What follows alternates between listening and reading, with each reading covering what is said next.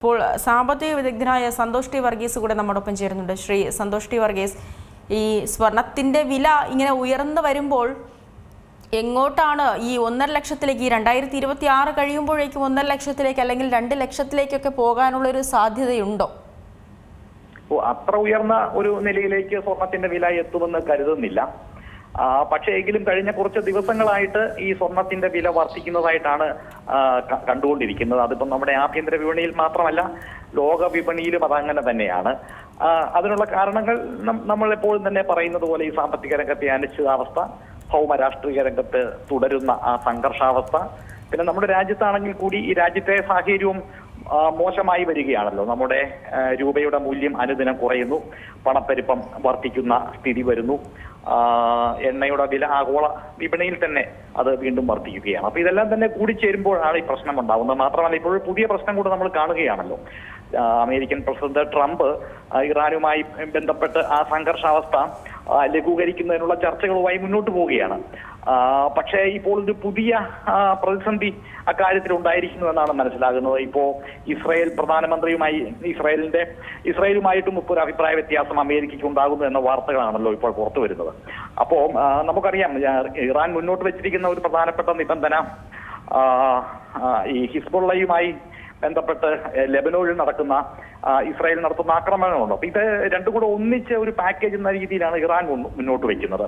പക്ഷേ ഇസ്രായേലിനെ സംബന്ധിച്ച് ഹിസ്ബുള്ളയെ തകർക്കുക എന്നുള്ളത് അവരുടെ ഒരു ലക്ഷ്യമാണ്.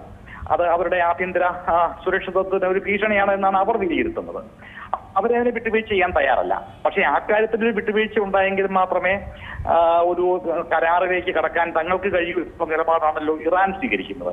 അപ്പോൾ ഇതെല്ലാം തന്നെ കൂടിച്ചേർന്ന് ഇപ്പോൾ പുതിയ ഒരു അനിശ്ചിതാവസ്ഥ ഈ മേഖലയിലേക്ക് ഉണ്ടായിരിക്കുകയാണ്.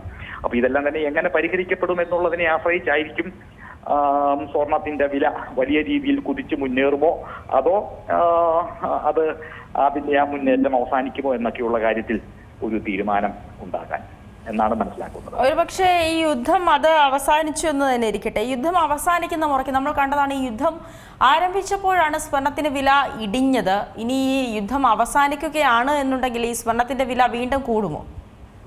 ഇല്ല, യുദ്ധം അവസാനിക്കുകയും സമാധാനം ഈ കരാർ ഉണ്ടായിക്കഴിഞ്ഞാൽ തന്നെ തീർച്ചയായും ഇതിന്റെ വില കുറയാനാണ് സാധ്യത. കാരണം സ്വർണം എപ്പോഴും ഇത് ഒരു കമ്പീറ്റിംഗ് ആണ്. സ്വർണവും ഡോളറും മറ്റ് നിക്ഷേപ ആസ്തികളും ഇവയെല്ലാം തന്നെ പരസ്പര ബന്ധിതമായിട്ടാണ് മുന്നോട്ട് പോകുന്നത്. ഈ മറ്റ് സമ്പദ് വ്യവസ്ഥയിലും ഡോളറിലും അല്ലെങ്കിൽ ബോണ്ട് വിപണിയിലും ഒക്കെ പ്രതിസന്ധി ഉണ്ടാകുമ്പോഴാണ് സ്വർണത്തിലേക്ക് ആൾക്കാർ നിക്ഷേപം ഒഴുകിയെത്തുന്നത്.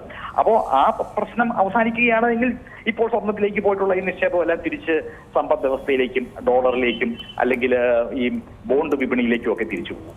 അപ്പൊ സ്വാഭാവികമായും സ്വർണത്തിന്റെ വില കുറയും. അതങ്ങനെ മാത്രമേ പോകാൻ കഴിയൂ.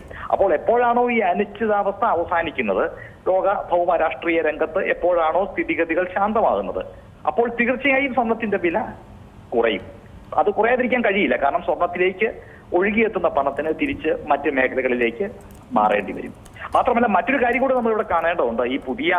ഈ ആഗോള വ്യാപാര രംഗത്ത് ട്രംപിന്റെ ചില നയങ്ങളെ തുടർന്നുണ്ടായിട്ടുള്ള ആ പ്രതിസന്ധി ലോകത്തുള്ള മുഴുവൻ കേന്ദ്ര ബാങ്കുകളെയും സെൻട്രൽ ബാങ്കുകളെയും യഥാർത്ഥത്തിൽ ഒരു ആശയക്കുഴപ്പത്തിൽ ആക്കിയിട്ടുണ്ട്. അമേരിക്കയെ അത്ര കണ്ട് വിശ്വസിക്കാൻ കഴിയില്ല എന്ന ഒരു അഭിപ്രായം ഈ ലോകത്തിലെ മറ്റു രാജ്യങ്ങളുടെ എല്ലാം സെൻട്രൽ ബാങ്കുകൾക്ക് ഉണ്ടായിട്ടുണ്ട്. അപ്പൊ അതുകൊണ്ട് തന്നെ അവരെല്ലാം തന്നെ ഡോളറിലും ഡോളർ അധിഷ്ഠിതമായിട്ടുള്ള മറ്റ് ആസ്തികളിലും ഒക്കെ അവർ വലിയ രീതിയിൽ നിക്ഷേപിച്ചിരുന്നു. അതിൽ നിന്നെല്ലാം അവരുടെ നിക്ഷേപം അവർ പിൻവലിച്ച് സ്വർണത്തിലേക്ക് വഴിമാറ്റുന്ന ഒരു ചിത്രവും കൂടി നമ്മൾ കാണുന്നുണ്ട്. അപ്പൊ അതും ഒരു പ്രശ്നമാണ്. സ്വർണത്തിന്റെ വില വർദ്ധിക്കുന്നതിന് അതും ഒരു കാരണമാണ്. വലിയ രീതിയിലാണ് ചൈന അടക്കമുള്ള മറ്റ് യൂറോപ്യൻ രാജ്യങ്ങളെല്ലാം തന്നെ അമേരിക്കൻ സമ്പദ് വ്യവസ്ഥയുമായി ബന്ധപ്പെട്ട ആസ്തികളിൽ നിന്ന് ഈ നിക്ഷേപം ഇങ്ങനെ സ്വർണത്തിലേക്ക് വഴിമാറ്റുന്നത്. അപ്പൊ അതും ഒരു പ്രശ്നമാണ്.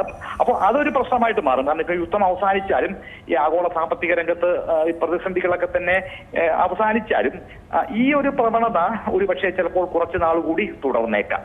കാരണം അമേരിക്കയെ എത്ര കണ്ട് വിശ്വസിക്കാൻ കഴിയും എന്നുള്ള കാര്യത്തിൽ ഒരു പ്രശ്നമുണ്ട്.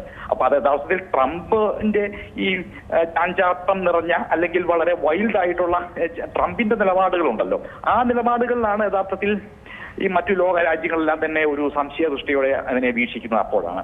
അപ്പോൾ ട്രംപിന്റെ ഒരു കാലാവധിയും ട്രംപിന്റെ ഒരു ഭരണ ആ സ്വാധീനവും ഈ സ്വർണത്തിന്റെ വിലയിൽ ഒരു അനിശ്ചിതാവസ്ഥ സൃഷ്ടിക്കുന്നുണ്ട്.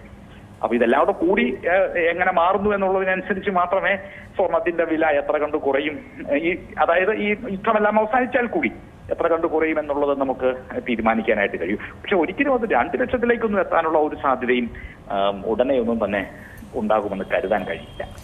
ഇനി താങ്കൾ ഈ പറഞ്ഞതുപോലെ സ്വർണത്തിന് വില കുറയുകയാണ് എന്നുണ്ടെങ്കിൽ ഈ 1 ലക്ഷത്തിന് താഴേക്ക് എത്താനുള്ള ഒരു സാധ്യതയുണ്ടോ? അങ്ങനെയാണെങ്കിൽ ഈ 1 ലക്ഷത്തിന് മുകളിൽ വില വന്നപ്പോൾ വാങ്ങിയവരെ സംബന്ധിച്ച് സ്വർണം ഒരു അസറ്റ് അല്ലാതായി മാറുകയല്ലേ? അതൊരു പ്രശ്നമാണ്. 1 ലക്ഷത്തിന് മുകളിൽ അതെ, അത് യഥാർത്ഥത്തിൽ ഇടത്തരക്കാരോ സാധാരണക്കാരോ ആയിട്ടുള്ള ജനവിഭാഗമൊന്നുമല്ല ഈ സ്വർണത്തിൽ വലിയ നിക്ഷേപം നടത്തിയിരിക്കുന്നത്. അതെല്ലാം തന്നെ വലിയ ഫണ്ടുകളും ഈ കേന്ദ്ര റിസർവ് ബാങ്കുകളും സെൻട്രൽ ബാങ്കുകളും ഒക്കെയാണ് വൻതോതിൽ സ്വർണത്തിന്റെ വില ഉയരുമ്പോഴും വലിയ രീതിയിൽ നിക്ഷേപം നടത്തിയിരിക്കുന്നത് അങ്ങനെയുള്ളവരാണ്. അപ്പൊ അവരെ സംബന്ധിച്ച് അവർ ഉയർന്ന തുകയ്ക്കാണ് അത് വാങ്ങിയിട്ടുള്ളത് എങ്കിൽ കൂടി അതിൽ നിന്ന് നേട്ടമുണ്ടാക്കുന്ന രീതിയിലുള്ള വ്യാപാരങ്ങളിൽ ഏർപ്പെടാൻ അവർക്കറിയാം. അവര് ഒരുപക്ഷെ സ്വർണത്തിൽ അവർക്ക് വില നഷ്ടപ്പെട്ടാലും അത് വേറെ രീതിയിൽ അത് തിരിച്ചു പിടിക്കാൻ കഴിയുന്ന പല മാർഗങ്ങളും ഒക്കെ അവരെ സംബന്ധിച്ചുണ്ട്. ഇപ്പൊ സാധാരണക്കാരെ സംബന്ധിച്ച്, ഇടത്തരക്കാരെ സംബന്ധിച്ച്, കുടുംബാംഗങ്ങളെയൊക്കെ സംബന്ധിച്ചാണ് അതൊരു പ്രശ്നമായിട്ട് മാറുന്നത്. അവരൊന്നും വലിയ രീതിയിൽ സ്വർണം വാങ്ങിക്കൂട്ടിയിട്ടുണ്ട് എന്ന് കരുതാൻ കഴിയില്ല. സ്വർണം ഇങ്ങനെ വലിയ രീതിയിൽ വാങ്ങിക്കൂട്ടുകയും വില വർദ്ധിക്കുകയും ഒക്കെ ചെയ്തിട്ടുള്ളത് വമ്പൻ ഇടപെടലുകൾ നടത്തുന്ന ഫണ്ടുകളും, മ്യൂച്വൽ ഫണ്ടുകളും, വെൽത്ത് ഫണ്ടുകളും, പിന്നെ സെൻട്രൽ ബാങ്കുകളും അവരൊക്കെയാണ് ഈ വലിയ രീതിയിൽ നിക്ഷേപം നടത്തിയിരിക്കുന്നത്. അപ്പൊ അവരെ സംബന്ധിച്ച് അതിന് മതിയായ രീതിയിലുള്ള ഹെഡ്ജിങ്ങും ഈ കൂട്ടത്തിൽ തന്നെ നടത്തിയിട്ടുണ്ടാവും. അപ്പൊ അവരെ സംബന്ധിച്ച് അതൊരു വലിയ പ്രശ്നമാകേണ്ട കാര്യമില്ല. എന്തായാലും ഈ രാഷ്ട്രീയ രംഗത്തും സാമ്പത്തിക രംഗത്തും കാര്യങ്ങൾ കൂടുതൽ മെച്ചപ്പെട്ട നിലയിലേക്ക് എത്തിച്ചേരുകയാണെങ്കിൽ തീർച്ചയായും സ്വർണത്തിന്റെ വില കുറയും. അത് കുറയാതിരിക്കാൻ കഴിയില്ല. കാരണം സ്വർണത്തിന്റെ വില അതിൽ മാത്രമല്ല തീരുമാനിക്കപ്പെടുന്നത്. മറ്റ് സാമ്പത്തിക രംഗത്തെ ചിത്രം എന്താണ്, ബോണ്ട് വിപണിയിലെ സാഹചര്യങ്ങൾ എന്താണ്, ഇതെല്ലാം അനുസരിച്ച് മറ്റ് ബദൽ നിക്ഷേപ മാർഗങ്ങൾ ഏതൊക്കെയാണ്, അവിടെ കൂടുതൽ വരുമാനം കിട്ടുമോ, ഇത്തരം കാര്യങ്ങളും എല്ലാം ആശ്രയിച്ചിട്ടാണ് ഈ സ്വർണത്തിന്റെ വില നിലനിൽക്കുന്നത്.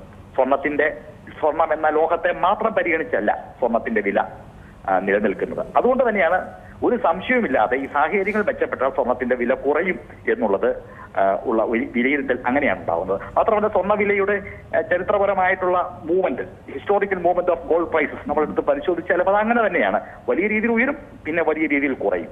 ഇങ്ങനെ ഒരു ഒരു ഒരു ഒരു ചാഞ്ചാട്ട സ്വഭാവം സ്വർണത്തിന്റെ വിലയിൽ നമുക്ക് എല്ലാ കാലത്തും തന്നെ കാണാനായിട്ട് കഴിഞ്ഞിട്ടുണ്ട്. അപ്പൊ അതുകൊണ്ട് കുറയാനുള്ള സാധ്യത നന്നായി തന്നെ ഉണ്ട് എന്നുള്ളതും നമുക്ക് മറക്കാൻ കഴിയില്ല. ശരി, വളരെയധികം നന്ദി ശ്രീ സന്തോഷ് ടി വർഗീസ് ഈ ഒരു ഘട്ടത്തിൽ പ്രതികരിച്ചതിന്. ഏറ്റവും പുതിയ വാർത്തകളും വിശേഷങ്ങളും വിരൽ തുമ്പിലറിയാൻ സീ മലയാളം ന്യൂസ് എല്ലാ ഡിജിറ്റൽ പ്ലാറ്റ്ഫോമുകളിലും ലഭ്യം.